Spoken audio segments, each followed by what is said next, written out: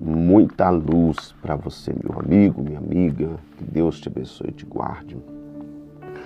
Toda sorte de bênção. Que as bênçãos do Senhor te siga por onde quer que você esteja. Estamos aqui mais uma noite da leitura da Escritura Sagrada. Que o Espírito Santo de Deus possa falar com cada um de nós, onde nós estamos meditando em toda a palavra, em toda a Bíblia, em nome de Jesus. Hoje nós vamos estar lendo Hebreus 9, vamos estar lendo Êxodo, capítulo de número 7 e 8, e vamos estar lendo também Provérbios, capítulo de número 2. Vamos então à leitura da Escritura Sagrada. A adoração no tabernáculo terreno. Ora, a primeira aliança tinha regras para a adoração, e também um santuário terreno. Foi levantado um tabernáculo na parte da frente chamado Lugar Santo. Estavam o candelabro, a mesa de os pães de presença. Por trás do segundo véu havia parte chamada Lugar Santíssimo, onde se encontravam o altar de ouro para o incenso e a arca da aliança totalmente revestida de ouro. Nessa arca estava um vaso de ouro contendo o maná e a vara de Arão, que floresceu, e as tábuas da aliança. Acima da arca estavam os querubins da glória, que com sua sombra cobriam a tampa da arca. A respeito dessas coisas não cabe agora falar detalhadamente. Estando tudo assim preparado, os sacerdotes entravam regularmente no lugar santo, tabernáculo, para exercer o seu ministério. No entanto, somente o sumo sacerdote entrava no lugar santíssimo apenas uma vez por ano, e nunca sem apresentar o sangue do sacrifício que lhe oferecia por si mesmo e pelos pecados que o povo havia cometido por ignorância. Dessa forma, o Espírito Santo estava mostrando que ainda não havia sido manifestado o caminho para o lugar santíssimo enquanto permanecia o primeiro tabernáculo. Isso é uma ilustração para os nossos dias, indicando que as ofertas e os sacrifícios oferecidos não podiam dar ao adorador uma consciência perfeitamente limpa. Eram apenas prescrições que tratavam de comida e bebida e de várias cerimônias de purificação com água. Essas ordenanças exteriores foram impostas até o tempo da nova ordem. O sangue de Cristo. Quando Cristo veio como sumo sacerdote dos benefícios agora presentes, ele adentrou o maior, o mais perfeito tabernáculo, não feito pelo homem, isto é, não pertencente a essa criação, não por meio de sangue de bodes, novilhos, mas pelo seu próprio sangue. Ele entrou no lugar santíssimo de uma vez por todas e obteve eterna redenção. Ora, se o sangue de bodes, de tesouro e cinza, de um novilho espalhado sobre os que estão cerimonialmente impuros e os santificam de forma que se tornam exteriormente puros, quanto mais o sangue de Cristo, que pelo Espírito Eterno se ofereceu de forma imaculada a Deus, purificará a nossa consciência e atos que levam à morte, para que servamos a Deus vivo. Por essa razão, Cristo é o mediador de uma nova aliança para que os que são chamados recebam a promessa da herança eterna, visto que ele morreu como resgate pelas transgressões cometidas sobre a primeira aliança.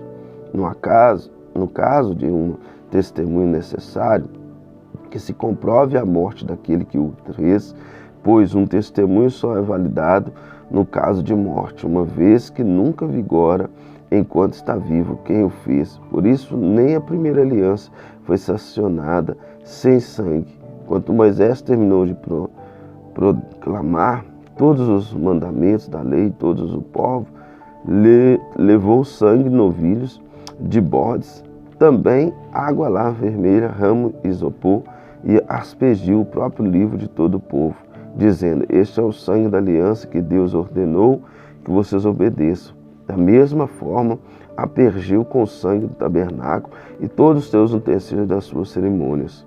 De fato, segundo a lei, quase todas as coisas são purificadas com sangue, e sem derramamento de sangue não há perdão. Portanto, era necessário que as cópias das coisas que estão nos céus fossem purificadas com esses sacrifícios. Mas as próprias coisas celestiais com sacrifícios superiores, pois Cristo não entrou em santuário feito por homens, uma simples representação do verdadeiro, ele entrou nos céus, para agora se apresentar diante de Deus em nosso favor. Não, porém, para se oferecer repetidas vezes, em semelhança do sumo sacerdote que entra em lugar santíssimo todos os anos com sangue alheio. Se assim fosse, Cristo precisava sofrer muitas vezes desde o começo do mundo, mas agora se apareceu uma vez por todas no fim dos tempos para aniquilar o pecado mediante o sacrifício de si mesmo. Da mesma forma como o homem está destinado a morrer uma só vez e depois disso enfrentar o juízo, assim também Cristo foi oferecido em sacrifício uma única vez para tirar os pecados de muitos, e aparecerá segunda vez não para tirar o pecado, mas para trazer salvação aos que o aguardam. Livro de Êxodo, capítulo 7. Senhor lhe respondeu: dou-lhe a minha autoridade perante o faraó, seu irmão Arão será seu porta-voz, você falará tudo o que eu lhe ordenar. E o seu irmão Arão dirá ao faraó que deixe os israelitas saírem do país. Eu, porém, farei o coração do faraó resistir, embora multiplique meus sinais e maravilhas no Egito. Ele não ouvirá, então porei a minha mão sobre o Egito, e com poderosos atos de juízo tirarei do Egito os meus exércitos, meu povo, os israelitas.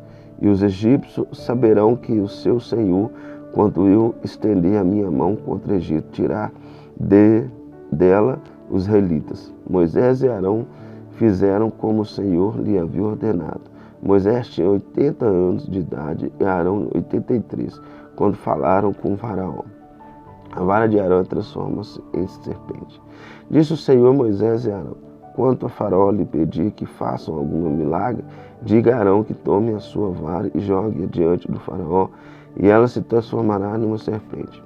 Moisés e Arão dirigiram-se ao faraó e fizeram como o Senhor tinha ordenado. Arão jogou a vara diante de faraó e seus conselheiros, e ela se transformou em serpente. E faraó, porém, mandou chamar os sábios e feiticeiros e também os magos do Egito. Fizeram a mesma coisa por meio das suas ciências ocultas. Cada um deles jogou ao chão uma vara, e estas se transformaram em serpente. Mas a vara de Arão engoliu as varas deles. Contudo, o coração de faraó se endureceu, e ele não quis dar ouvidos a Moisés e Arão como o Senhor tinha dito. A primeira praga e sangue. Disse o Senhor a Moisés: o coração do faraó está obstinado, ele não quer deixar o povo ir. Vá a faraó e mande enquanto ele estiver indo às águas, espere-o na margem do rio para encontrá-lo, e leve também a vara que se transformou em serpente. Diga-lhe: o Senhor, o Deus dos hebreus, mandou-me dizer-lhe: deixe ir o meu povo para prestar-me culto no deserto, mas até agora você não me atendeu.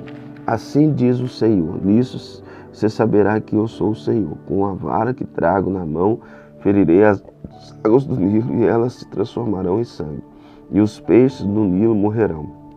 O rio ficará cheirando mal, e os egípcios não suportarão beber das suas águas. Disse o Senhor a Moisés: diga a Arão que tome a sua vara, estende a mão sobre as águas do Egito, e os rios dos canais, dos açudes, de todos os reservatórios, e elas transformarão em sangue, e haverá sangue por toda a terra, Egito, até nas vasilhas madeira, não nas vasilhas de pedra. Moisés e Arão fizeram como o Senhor tinha ordenado.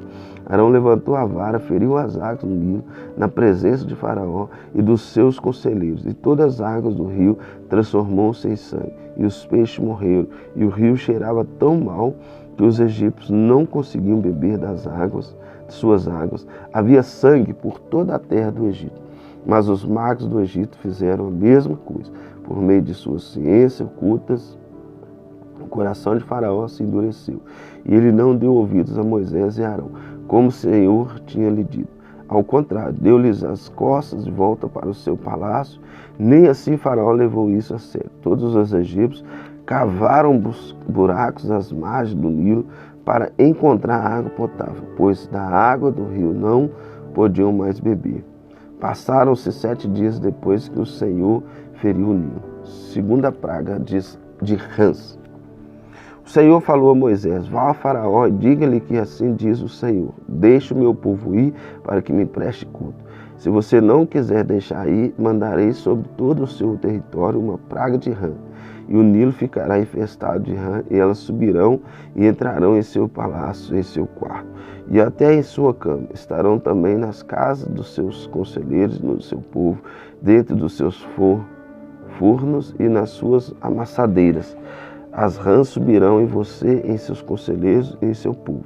Depois o Senhor disse a Moisés: diga a Arão que estenda a mão com a vara sobre os nossos, sobre os canais e sobre os açudes, e faça subir deles rãs e a terra do Egito.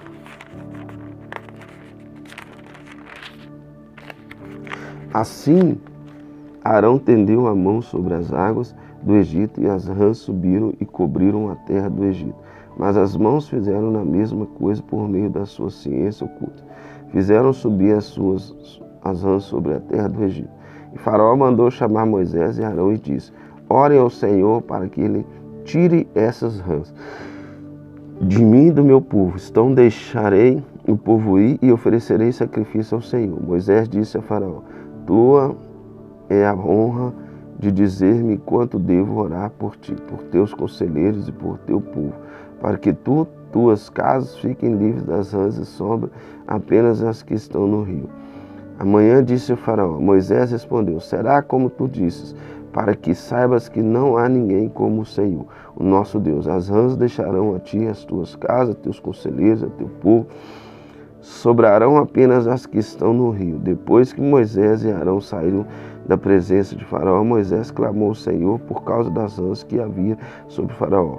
E o Senhor estendeu o pedido de Moisés. Morreram as rãs que estavam nas casas, nos pátios e nos campos, foram juntando em montões, e por isso a terra cheira mal.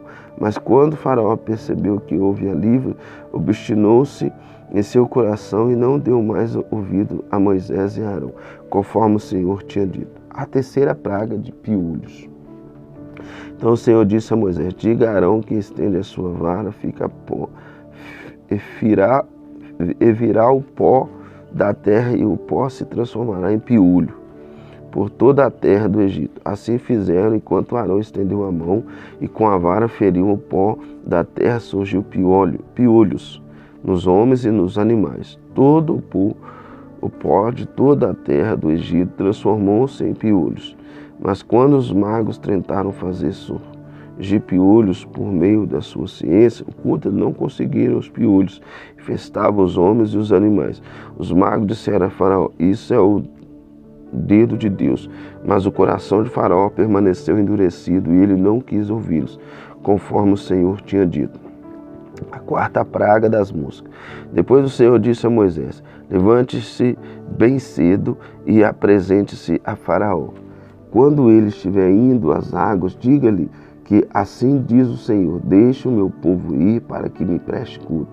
Se você não deixar meu povo ir, enviarei exames de moscas para atacar você, os seus conselheiros, o seu povo e as suas casas.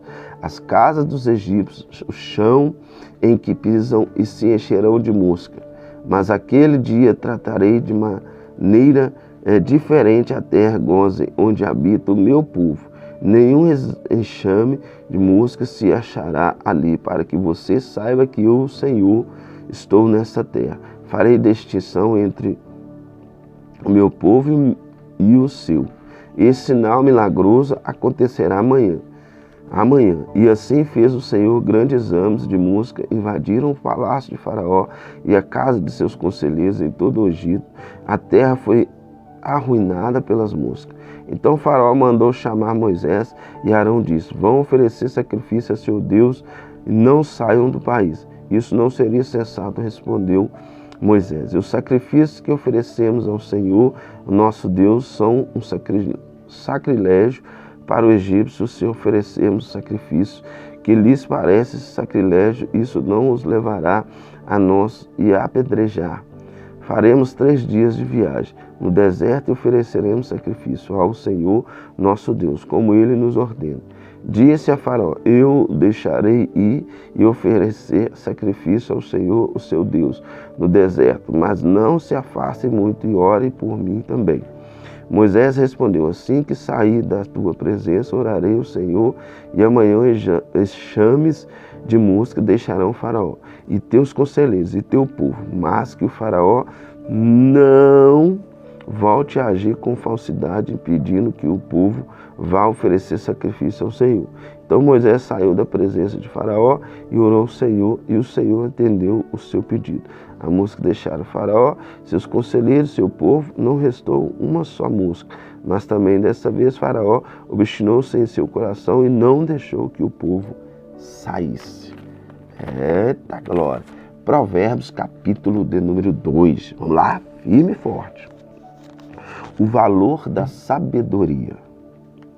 Meu filho, se você aceitar as minhas palavras e guardar no coração os meus mandamentos, se der ouvido à sabedoria e inclinar o coração para o discernimento, se clamar por entendimento e por discernimento, gritar bem alto, se procurar sabedoria como se procura prata e buscá-la como quem busca um tesouro escondido, então você entenderá o que é temer o Senhor e achará conhecimento de Deus.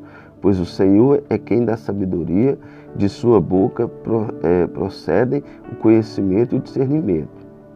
Ele reserva sensatez para o justo como um escudo, protege quem anda com integridade, pois guarda a vereda do justo e protege o caminho de seus fiéis.